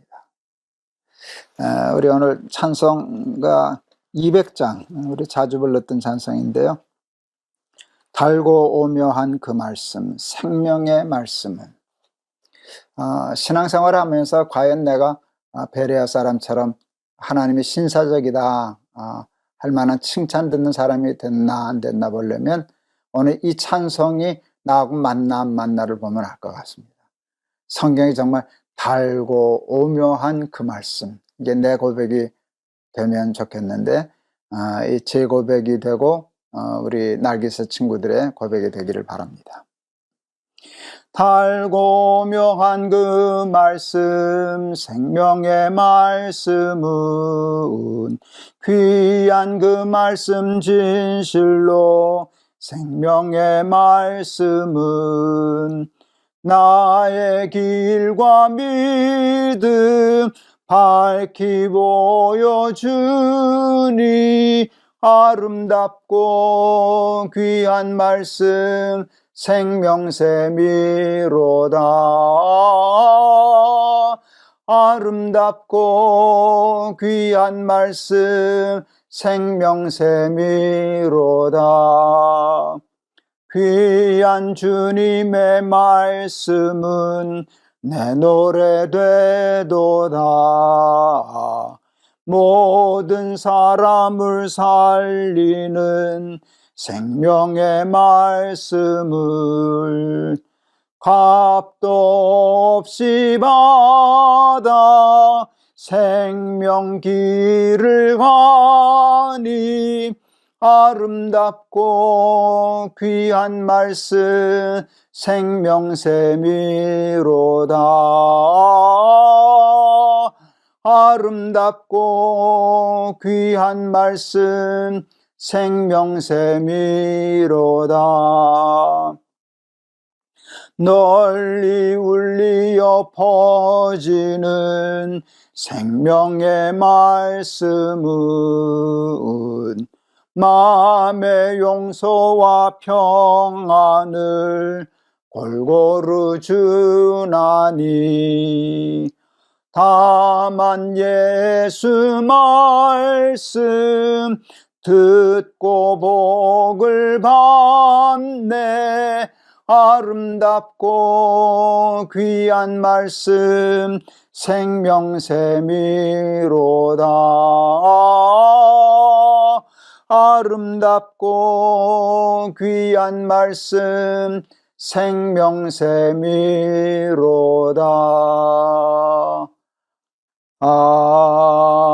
아멘. 기도하시겠습니다. 하나님, 교회 생활하면서 베레아 사람처럼 하나님의 말씀을 깊이 상고하고 하나님의 말씀을 간절히 사모하고 하나님의 뜻이면 손해가 나도 행하고 하나님의 뜻이 아니면 이익이 되는 것도 버릴 수 있는 그런 신앙인 되고 싶습니다. 그런데 그런 순수한 마음 다 잃어버리고 인간적인 욕구, 충족과 만족을 또 미신적인 그런 마음에 사로잡혀서 하나님 이용하다 보면 하나님 복음의 적이 되기 쉽고 예수님 십자가 못 박는 유대인들과 같이 될까 심히 두렵습니다. 또 실제로 옛날 유대교도 그랬고 중세교회 카톨릭교회도 그랬고 개신교 오늘날 우리 한국교회도 똑같은 역사가 반복되는데 우리 사랑하는 날마다 기막힌 새벽에 우리 식구들 가족들은 베레아 사람 같아지게 하옵소서. 그리하여 복음을 따라 순종하는 하나님의 진정한 그리스도인들이 다 될 수 있게 도와주셔서 이 마지막 시대의 구루터기 같은 우리 한국교회의 뿌리들이 되게 하여 주시옵소서. 예수 그리스도 이름을 받들어 기도하옵나이다. 아멘.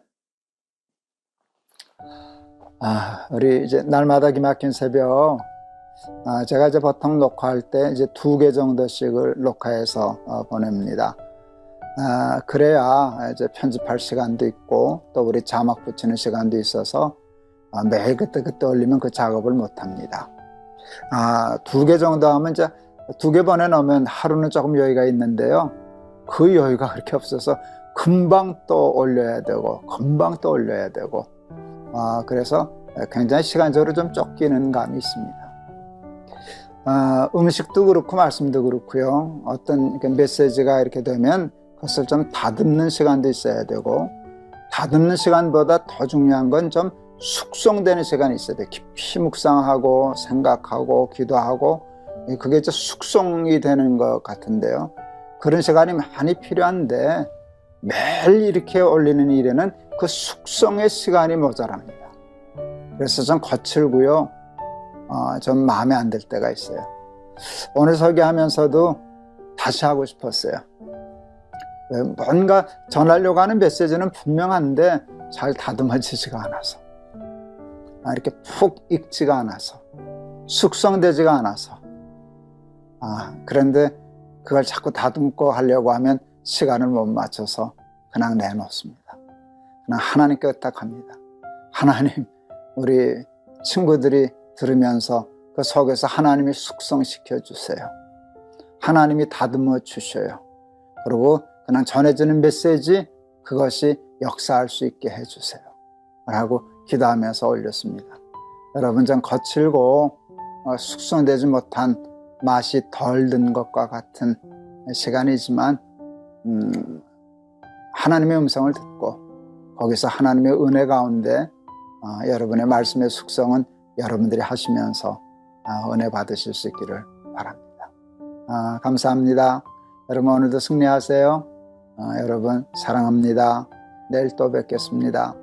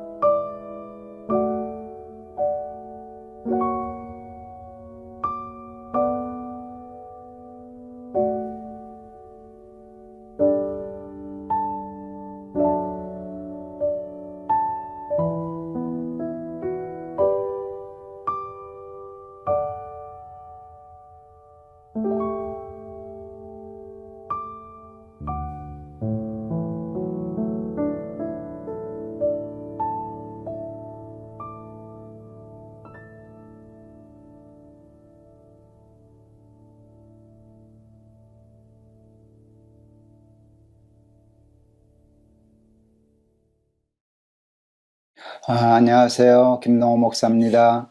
날마다 기막힌 새벽에 나오신 여러분 축복합니다. 하나님께서 지금 우리 십계명 이렇게 가르쳐주고 계시는데 생각보다 만만치 않습니다. 그거 다 지켜야만 되는 건 구원받는 거 아니지만 한번 넘어져도 또 일어서고 넘어져도 또 일어서서 이 계명 한번 잘 도전해 보실 수 있기를 바랍니다. 저도 도전해 보려고 합니다. 오늘은 구계명 이제 거의 다 와가는데요. 구계명 공부하려고 합니다. 20장 16절입니다. 내 이웃에 대하여 거짓 증거하지 말라. 내 이웃에 대하여 거짓 증거하지 말라. 이제 거짓 증거, 거짓말하는 것도 있고요. 거짓말하지 말라는 뜻도 있는데 거짓 증거라는 말씀을 하고 계세요. 저는 이 말씀을 이번에 이렇게 들었어요. 어떤 경우에도 이웃에 대해서 위증하지 말아라. 위증하지 말아라. 위증처럼 거짓 증거처럼 사람을 억울하게 하는 일은 아마 세상에 많지 않을 거예요. 그리고 거짓 증거처럼 세상을 나쁘게 하는 것도 세상에 많지 않을 거예요. 요즘 SNS에 보면요, 가짜 뉴스라는 것들이 많이 돌아다니잖아요. 그것도 엄밀히 따지자면 거짓 증거라고 얘기할 수 있죠. 그냥 가짜 뉴스를 양산해서 그것으로 돈을 만들려고 하는 사람들이 눈에 자주 띄더라고요. 근데 그런 일 하지 말아라. 거짓 증거하지 말아라. 세상에서도 위증죄를 이제 엄하게 법으로 다스리고 있는데 위증, 거짓 증거는 참 악한 일이고 나쁜 일이기 때문에 그럴 겁니다. 신명기 21장 9절에 보면 이런 말씀이 있어요. 너는 이와 같이 여호와께서 보시기에 정직한 일을 행하여 무죄한 자의 피 흘린 죄를 너희 중에서 제하라. 이렇게 위증은요, 거짓 증거는요, 무죄한 자의 피를 흘리는 거예요. 죄 없는 사람을 억울하게 만들고 피 흘리게 만들고 망하게 만들고 죽게 만드는 거니까 무죄한 자의 피를 흘리지 말아라. 너희 중에서 그것을 제하라. 이러고 거짓 증거를 생각하니까 이건 참 무서운 범죄구나 하는 걸 알게 되었어요. 사람들은 언제 왜 위증을 하고 이웃들에게 거짓 증거를 할까 생각했어요. 자기에게 불리할 때, 똑바로 얘기하면 자기한테 불리할 때, 이게 거짓 증거하기 쉽지요. 자기의 잘못과 실수를 인정하지 않고 뒤집어 씌우려고 할 때, 그럴 때 위증할 수 있지요. 또 타인으로부터 위협을 받을 때, 너 이렇게 증거 안 하면 너 뭐 어떻게 할 거야? 뭐 그렇게 하면 아마 또 거짓 증거하게 되겠죠. 또 타인이 위협은 하지 않더라도 또 반대로 금품으로 매수하려고 할 때, 너 이렇게 증거해주면 내가 이만큼 돈 줄게. 그러면 돈에 넘어가서 또 위증도 할 수 있지 않을까? 그럴 때 그 위협과 자신의 불리함과 손해를 무릅쓰고 자신의 실수와 잘못을 정직하게 인정하고 이웃에 대하여 바른 증거를 하면서 산다는 게 그게 어떻게 쉽겠습니까? 그게 지금 우리 계속 계명하는데 우리가 느끼는 것이 정말 어려운 거구나, 이게 만만한 게 아니구나 하는 걸 아는데, 여러분이 거짓 증거하지 않고 산다는 것도 이게 거의 사람으로서는 불가능할 만큼 어려운 일이 아닐까 하는 생각이 들었습니다.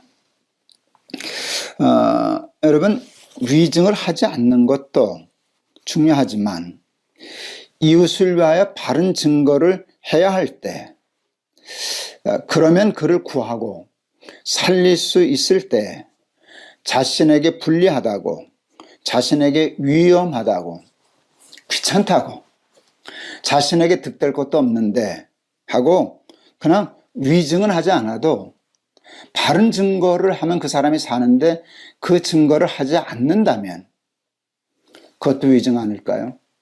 그것도 넓은 의미가 아니죠. 그것도 정확한 거짓 증거죠. 거짓말을 하는 것도 거짓말이지만 정직한 말을 해야 할 때 하지 않는 것도 거짓이 아니겠습니까? 여러분, 대표적인 사람이 있죠. 바른 증거를 알고 있음에도 불구하고 자기에게 불리하다고, 자기에 득될 거 없다고 말하지 않고 손 씻은 사람 있지 않습니까? 그게 빌라도 아닙니까? 사람들이 다 예수님을 거짓 증거를 해서 그 재판에 건 거 알잖아요. 빌라도는 알았거든요. 그런데 빌라도 총독 가지고 너희들 거짓말하면 안 돼. 너희들 그 증거는 효력이 없어. 그리고 내가 볼 때 예수는 죄 없어 하고 석방했어야 옳지 않습니까? 그런데 유대인들의 반란이 무서워서, 또 그런 시끄러운 일이 생기면 자기 총독 자리, 앞으로 출세 자리 맡기는 게 두려워서 자기는 모른다고 너희들 마음대로 하라 그러고 자기는 책임이 없다고 하고 손을 씻었지 않습니까? 빌라도는 예수님에 대해서 거짓 증거한 적 없어요. 빌라도는 이 사람에게서 찾기 어렵다고 인정을 했었으니까. 그런데 나중에 바른 증거를 하지 않고 그냥 손 씻고 비겁하게 넘어가지 않았습니까? 빌라도는요, 두고두고 지옥에서도 괴로울 거예요. 우리 신앙 고백할 때마다 빌라도에게 고난을 받으사 십자가에 못 박혀 죽으시고, 그 일을 역사가 계속되는 동안에 수도 없이 많은 크리스찬들이 그렇게 신앙 고백하고 있으니 그게 얼마나 보통 큰 징벌이겠습니까? 여러분, 비겁하게 정직한 증인이 될 때 그 일을 해주지 않는 것도 거짓 증거하지 말아라 하는 계명을 어기는 일이 되지 않을까 싶었습니다. 제가 언제 위증을 하느냐 이제 그랬을 때 얘기했죠. 자신에게 불리할 때, 위협을 당할 때, 금품으로 매수를 당할 때, 그럴 때 우리가 대개 아마 거짓 증거를 할 거예요. 근데 여러분, 하나 더 있어요. 하나 더 있어요. 사람들은 언제 거짓 증거하는 줄 아세요? 위협을 받을 때만이 아니에요. 자기한테 불리할 때만이 아니에요. 그냥 재미로 해요. 그거 아세요? 사람들은 거짓 증거를 재미로 해요. 오락으로 해요. 그리고 생각 없이 해요. 그래서 얼마나 우리는 이 거짓 증거에 많이 노출되는지 몰라요. 세상에서 제일 재미있는 일 중에 하나가 뭘까요, 여러분? 모여서 남의 얘기하는 거예요. 남의 흉보는 거예요. 남의 얘기를 하는 거예요. 뒤에서 남의 허물, 남의 이야기 하는 것처럼 재미있는 일이 세상에 또 어디 있을까요? 그리고요, 그 얘기를 하기 시작하면은요, 점점 재미있으니까 이게 붙어요. 어느 정도 처음에는 사실에 근거한 얘기를 하려는지 모르죠. 그것도 좋은 일은 아니지만. 그런데 그 사실만 가지고는 흥미가 없으니까 조금씩 모르게 이렇게 붙여요. 그리고 이게 많은 사람의 입을 거쳐나가는 동안에 말도 안 되게 확대돼요. 그리고 대개는 또 그 말을 듣고는요, 거기 있는 사람들만 그러는 게 아니라 전에 들은 말을 듣고 사실 확인도 하지 않은 채 마치 그게 사실인 것처럼, 자기가 본 것처럼, 들은 것처럼 사람들에게 또 전하기 시작해요. 그러면서 또 붙여요. 조금씩 과장하고 덧붙여서 이야기를 퍼나른다면 그건 무죄한 자의 피 흘리는 행위가 되는 거예요. 그것도 이웃에 대하여 거짓 증거하는 것이에요. 처음 거짓 증거를 시작한 사람도 구계명을 어긴 사람이지만 그것을 생각 없이 퍼나르고 재미로 퍼나르고 악의로 퍼나르고 그리고 확인도 하지 않고 그냥 그 사실인 것처럼 가짜 뉴스를 만들어내서 퍼쳐나가는 일, 이거 얼마나 세상에 무서운 일인지 모릅니다. 여러분, 이런 사람도 제9계명에서 무죄하다 하지 못할 겁니다. 우리가 제일 지키기 어려운 것들 중에 하나가 이런 겁니다. 남이 잘못한 거 있으면 옳고 그름에 대해서는 아주 정확한 비판 능력이 있어야 됩니다. 그리고 그 일에 대해서 이것은 옳다, 이것은 그러다. 이것은 아니다. 이것은 잘못됐다. 그 얘기를 하지 말라는 게 아닙니다. 옳은 것은 옳다. 아닌 것은 아니라 하라. 그러나 이것에서 지나는 것은 악으로부터 말미암느니라. 옳고 그름을 얘기해야 되는데 여러분 그 말하는데 그냥 오락으로 재미로 재밌어서 남 깎아내리고 남 허물 잡아서 얘기하는 일이 재밌어서 사실 확인도 하지 않고 부풀리고 또 옮기고 그래서 한다면 그것은 악으로부터 나는 것이니라. 이 말씀 잘 마음에 명심하실 수 있기를 바랍니다. 내 이웃에 대하여 거짓 증거하지 말지니라. 여러분 이 말씀 하나 지켜 살아도 훌륭한 그리스도인이 되는 것입니다. 정말 훌륭한 하나님의 백성이 되는 것입니다. 하나님의 사람이 되는 것입니다. 여러분 기도하세요. 하나님께 기도하세요. 하나님 저 그 능력을 주세요. 내가 불리해도 남한테 뒤집어 씌우지 않게 해주세요. 내 탓입니다 하고 나를 정직하게 드러낼 수 있는 용기를 허락하여 주세요. 아무리 많은 금품을 줘도 나 살겠다고 나 부자 되겠다고 남 억울하게 하지 않게 해주세요. 근데 하나님 무엇보다도 더 힘든 것은 남의 얘기하는 이 못된 습관, 뒤에서 자꾸 험담하고 가짜뉴스 만들어서 가짜뉴스도 자기도 모르고 그렇게 자꾸 양산해내는 그런 죄 짓지 아니하도록 하나님 제 삶을 지켜주세요. 그렇게 기도할 수 있는 오늘 될 수 있기를 바랍니다. 거짓 증거하지 말지니라. 이거 참 갈수록 다 어려운데 하나님이 지킬 수 있으니까 하나님이 기도하고 노력하면 조금씩이라도 나아질 수 있으니까 하나님이 우리에게 주신 계명이라고 생각합니다. 오늘도 하루 살아갈 때 내 이웃에 대하여 거짓 증거하지 말지니라. 이 말씀 잘 명심하고 순종하기 위해서 노력하는 저와 여러분 다 되실 수 있기를 주의 이름으로 축원합니다. 이렇게 십계명 가지고 찬송가 고르는 게 참 어렵더라고요. 그런데 생각해 보니까 살인하지 말라. 나 살인 안 한 줄 알았더니 살인 많이 했구나. 뭐 도둑질하지 말라 그랬는데 나 도둑질한 적 없는데 생각했더니 그 생각하니까 정말 그렇구나. 이웃에 대하여 거짓 증거하지 말지니라. 뭐 그저 거짓말 안 하는 정도인 줄 알았더니 그게 그렇게 쉬운 일이 아니구나. 그러고 보면 우리 죄 많이 짓고 살았지요. 나 행한 것 죄뿐이니 주 예수께 비옵기는 나의 몸과 나의 마음을 깨끗하게 하옵소서.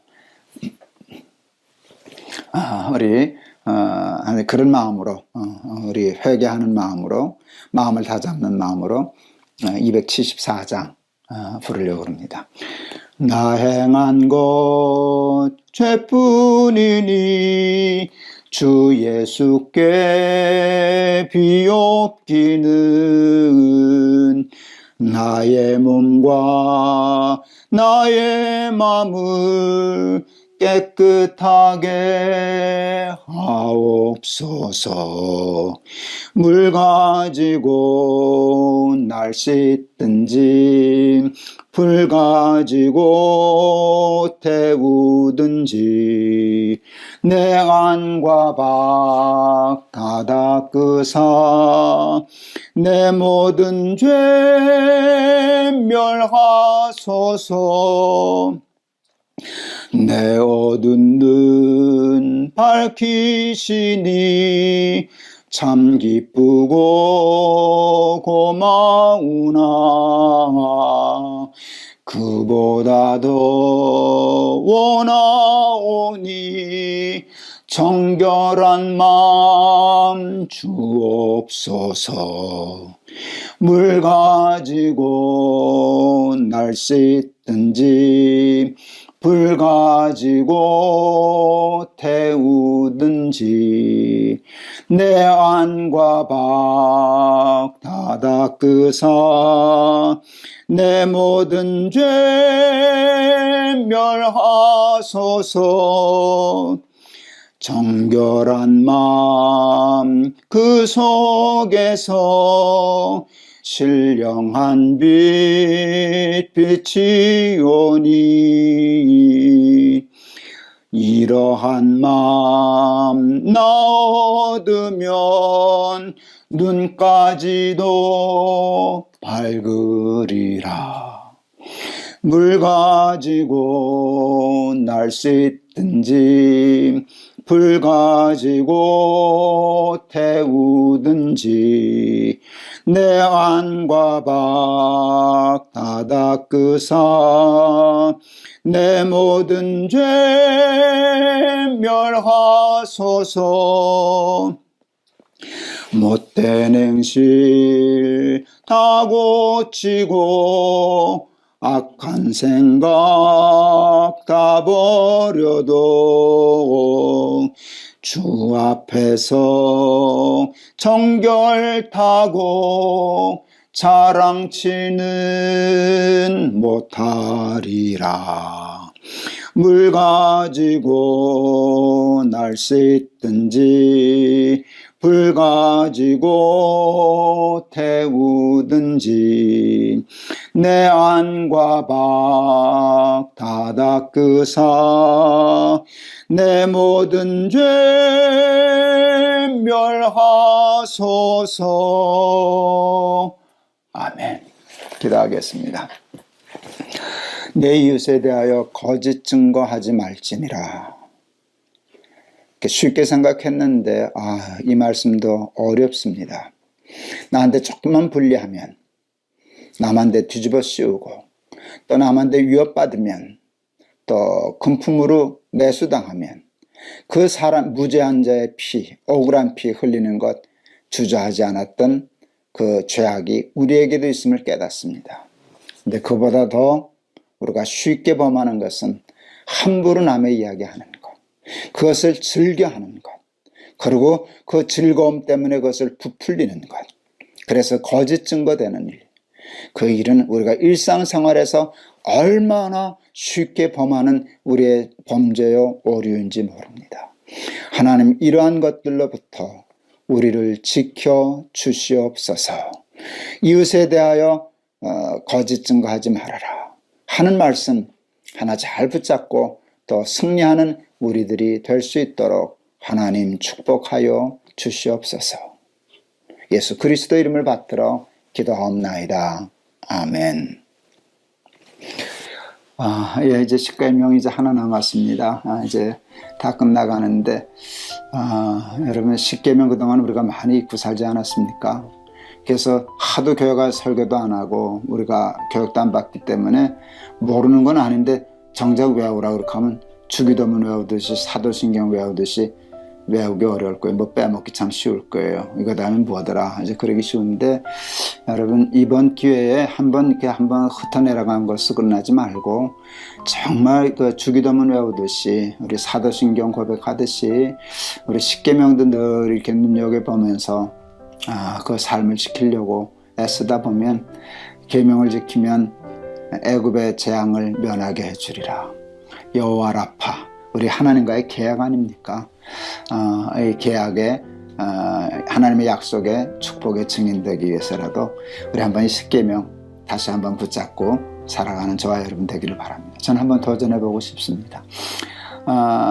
여러분 오늘도 감사했습니다. 여러분 사랑합니다. 내일 뵙겠습니다. 감사합니다.